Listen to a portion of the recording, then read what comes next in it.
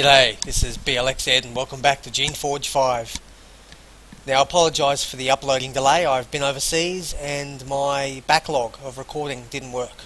It's actually been an absolute pain trying to record this, but I think I've got things sorted out now. So we'll see how this goes. Let's continue on. Dorgham. You enter the Mera forge. It's not your ordinary smithy, used to repair hatchets and ploughs. It is a shaper forge, here to create tools and weapons suitable for the masters of Terrestria. There is a pool of swirling essence at the south end of the dome. With the right materials, shaper weapons and armour can be made. These are high quality pieces of gear infused with essence. Only pure steel can make better gear. The smith approaches you nervously. He is a tall, thin man, surprisingly slight considering his job. He is also, oddly enough, not a shaper. He gives you a little bow and says, "Word of a new shaper, not a shaper. New visitor of importance. You are here. I am honoured to meet you. I am Dorgham. I hope I can help you." What do you make, Dorgham? "I make tools for shaper laboratories. I make their weapons and armour, shaped gear. Very hard to make, very difficult, but very high quality. It is limited who can have these items. Making them is a great honour. Difficult, but exciting. I can do much I want, but not all. Tools here are good, but limited." What's wrong with the tools here? "Nothing. Very good, but an enchanted anvil. That would be even better. Lots I could make with one of those. But there was only one of those in the Mera, and it was lost. Gone when Helft was destroyed." Helft was in the swamp southwest of here. Destroyed when the Unbound took over the swamp. There was an enchanted anvil under the town. Great source of wealth and prestige. Lost now. Place is full of rogues and monsters. Astoria wants to know what happened to it. So would I. If you could find it and tell me how to reach it, I would reward you. Astoria would approve of that. Okay? Can I buy something? I can't sell things without permission from shapers, from a store, whatever. God, I hate it when they do that. Alrighty, I've got to go see Astoria before they'll let me do anything.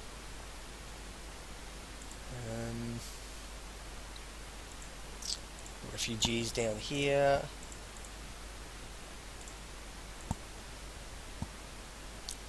What are you doing? This shop mainly caters to merchant caravans about to set out on long journeys. It's full of tools, weapons, and other equipment. There is a workshop in the corner for minor repairs. The old man who runs the shop approaches to greet you. His attitude is odd. He isn't happy to see a potential customer. Instead, he seems terrified, as if he desperately regrets your arrival. "I am Lel," he says. This is my shop. I am glad that you have come. I am eager to speak with you." You seem nervous. He starts to talk, then something makes him rethink it. "I have only heard that you are loyal to the Shapers, that you do not question their ways. That is wise, of course, and safe. Now, if you want nothing else, I have work to tend to. Excuse me." He wanders off. Well, he's a rebel. I wonder if I can come back and kill him later. I think I'm firmly in the Shaper camp this time, just the way things have unfolded. Jurgen. You enter a tailor's shop. The portly proprietor makes fine robes and other clothing for the shapers and merchants who live here and pass through. When he sees you, however, he immediately closes up shop. He hangs a "back soon" sign at the door and pulls you in. Not subtle at all. When he's sure that you're alone together and nobody is listening in, he says, "I am Jurgen, tailor, and fellow friend of Rawal." He pulls down the front of his robe. You see the telltale mark of a control tool on his chest. "I'm glad you found your way to me. We can help each other in the service of the Master." I hate Rawal. "Normally I would not ask. I would not interfere with your own work. However, an opportunity has arisen, and I would not let it pass. Southwest of here was a town called Helft, in the swamp. It was destroyed by the Unbound. There was a herb works there, operated by a powerful shaper named Flores. Flores was killed fighting the Unbound, but I've heard that his laboratory escaped destruction. So, it is possible that his notes are still there. His research, Shaper writings. Flores was a skilled alchemist. Who knows what he might have discovered? These papers could be very valuable. Many parties would pay handsomely for them. You should recover them for Shaper Rawal. I can pay you well. Alrighty. Do some shopping. You... what? Shop? Well, I suppose. I'll buy your gear if you need money. I can also sell you clothes. Special servant of Rawal discount. But be quick. We have matters of real import to discuss. Okay, I'll sell you something. Get rid of all my junk. I'm sure I got a quest for saltweed somewhere, but don't particularly care. Oops.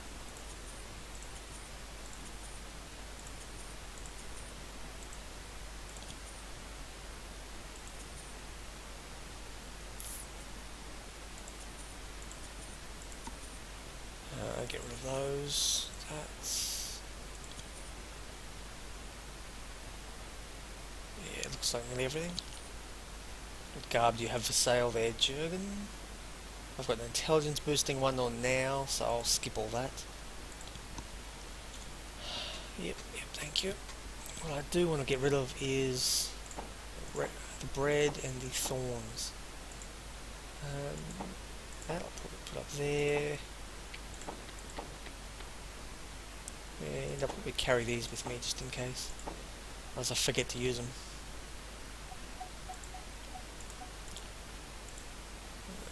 Nothing in here.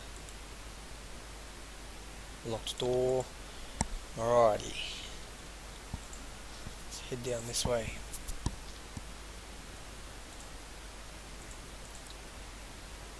Customs officer, don't want to talk to them. Having just spent hours and hours coming through customs on the way back into the country, in my real life, I am just absolutely sick of customs officers. The last thing I want to do is talk to one in game.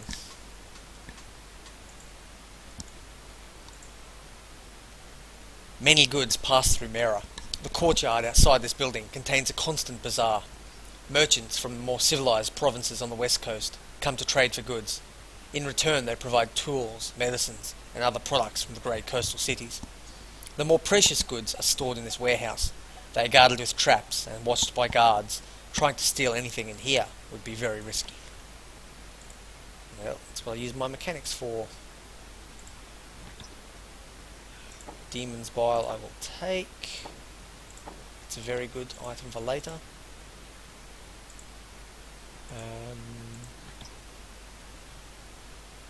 Not worth it. Can't disarm it. Alrighty.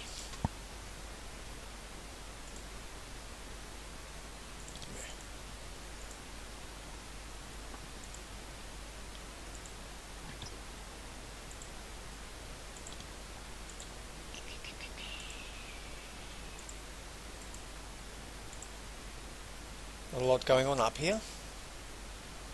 What do we got? Abdera. A merchant has set up a small, informal shop here, off at the edge of the eternal swirling bazaar that is the western courtyard. He has dark skin, weathered by many years in the hot sun. He looks like he's from far away. He rises and gives a little bow. Welcome to Abdera's humble little plot of land. I bring goods from the far south, and buy items that would be of value in the Dera reaches. He constantly inspects the men and creatures walking nearby. You note that he frowns whenever a creation gets close. Tell me about the Dera reaches. They are far from here, on the southern edge of Terrestria. A long journey, to be sure. We are a proud people, though life is hard there. A soldier leads a thud past nearby. Abdera frowns. He doesn't seem to like creations. All of the death and destruction of late has been caused by creations. It is a problem. It needs to be solved. The wise counselor who rules us, Sage Tegan, thinks he has a solution. I think creations are evil. I apologize. I did not mean to drift off into conversation. I am but a humble trader. If there is nothing else you need, I must tend to other customers. Good day. As you start to walk away, you look one more time at the desert dweller. He watches you with a cold, hostile expression. You find yourself feeling unexpectedly nervous. Okay. He sounds a bit threatening. Well, looks like I'm done with this town for the time being. I will... what will I do? I'll check down here and then I'll probably head up north to the Haria Kill. That's the Mera Fields. Alrighty. Up to the Haria Kill. Let's go see that lady. Astoria. You enter Haria Kel. It is quite similar to Eisenwood Spire, a large underground complex where the Shapers can do their isolated work from nosy outsiders. Haria Kel is different in several ways. First, it is far, far older. The stone blocks of the walls show many centuries of wear and mineral build-up. There has been a settlement here since before the age of the Shapers. The Shapers have made their mark though. They have created many little plots of land, each of which has strange fungal plants growing in it. The plants seem to breathe, sucking stale cave air into the bladders and exhaling fresh air. A long pair of crystal conduits loops through the complex, carrying a constant supply of power to the Shapers for their experiments. The conduits keep the atmosphere oppressively hot and humid. This is the fortress of Astoria, member of the council. You feel the power of the Shapers very strongly in this place. Okay. What we got here? Clark and Wingbolt. And Captain Herzen. You meet the commander of the Haria Kel Guard. He is pacing nervously in the entry hall, walking in circles around the strange plants. When you approach him, he gives you a little nod. He's an old warrior, clearly the survivor of many campaigns. When he raises the visor of his helm to greet you, you notice that his skin has an unusual reddish-brown hue. He says, "I am Captain Herzen. I welcome you to Haria Kel, fortress of Astoria. Explore freely, but stay out of locked areas. You'll be watched constantly. Any crimes will be punished rapidly and severely." Alrighty, let's go see Astoria. Should be up here somewhere.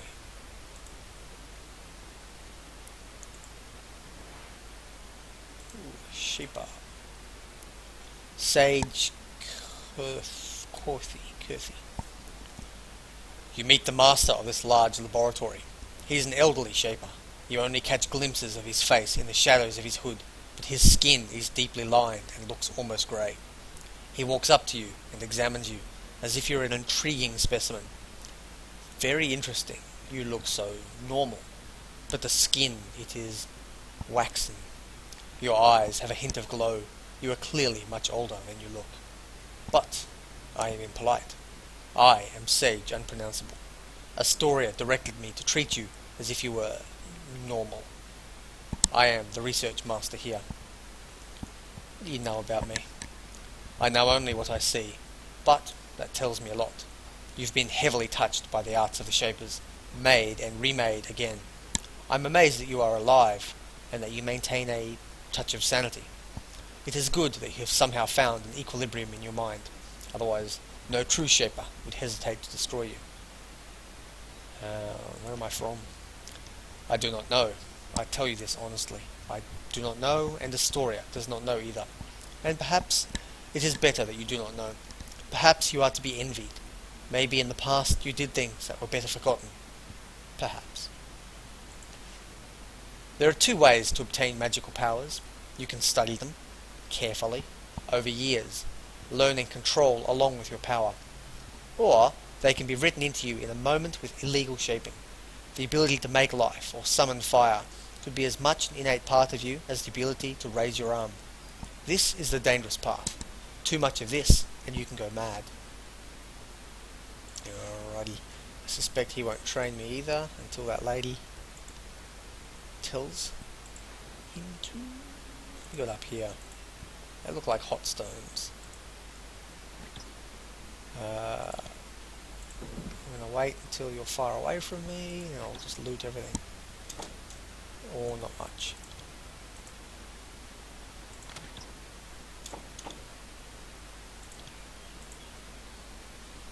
This case is full of a huge variety of powders, extracts, herbs, and useful substances.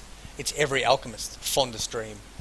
Each vial and jar has a label on it, However, the labels don't give the names of the components. Instead, they bear odd combinations of letters and numbers. Thus, you can't properly identify anything. However, you do soon find, on a high shelf, the 4 vials Denner asked you to steal. Doesn't look like there's anyone watching. Let's take them. You quickly and carefully transfer the supplies from his case to your pouch. The vials are well sealed, so no powder leaks out and kills you. That's good.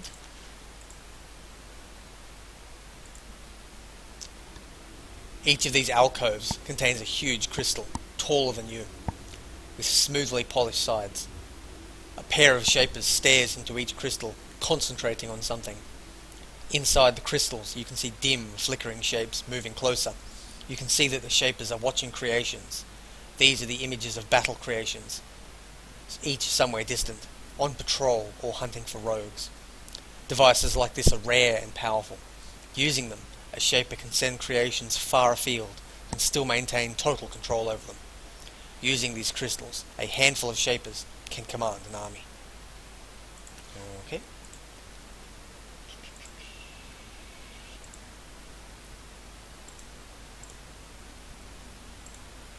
There's no one I can talk to there. You enter a huge hall, crammed with crystal spires, machinery, and other tools of the shapers. The air is hot and stale. The odd, fungal plants in the corner strain to keep it breathable. And yet, the agent in the throne at the centre of it all is completely unaffected. She seems calm and relaxed, not even sweating in the powerful heat. She smiles calmly when she sees you. She was about to speak with a man sitting on a bench at the far end of the room. She waves him back and points at you. You, from the White Spires, Raoul's creature, step forward. I am eager to meet you. You don't seem to have a choice. You enter.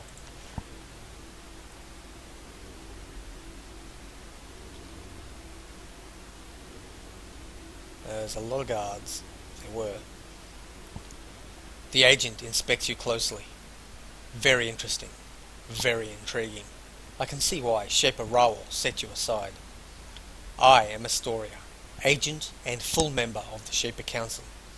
You have shown some courage coming here, leaving the protection of your master. Of course, now that you're here, you do not have to serve him. You are dimly aware of a man sitting on the bench to the east. He is growing increasingly anxious. He must be annoyed that Astoria is speaking with you first. Shaper Raoul is far away. He cannot command you. At this point, competent servants, who know the secrets of other members of the council, are in much demand. You knew I was coming? The members of the council watch each other closely, or warily. Only rarely does one of us send an, what is the polite word, emissary, into the land of another. It is noteworthy when this happens, and noticed. I do technically work for him. What do you want from me? We speak in private here. You are safe from Raoul. What happens here is in confidence. He can pay you. I can pay you more. The man sitting off the side of the room can bear no more. He jumps to his feet.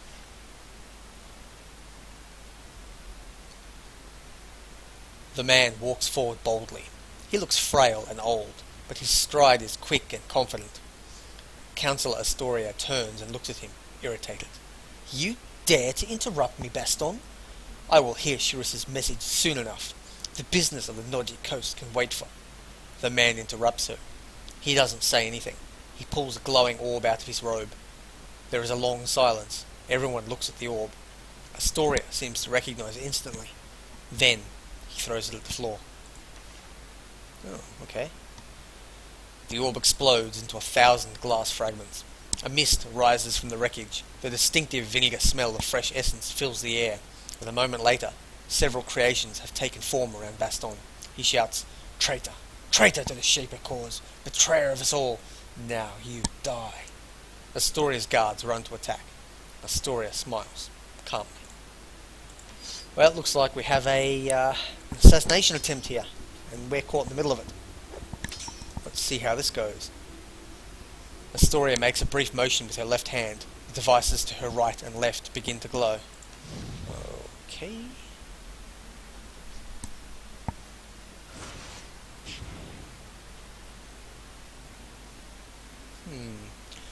Well, you know what? I might call this here for today. I'm going to go check my recording, see if it's working, and come back next time to see how the assassination attempt goes. Thanks for tuning in.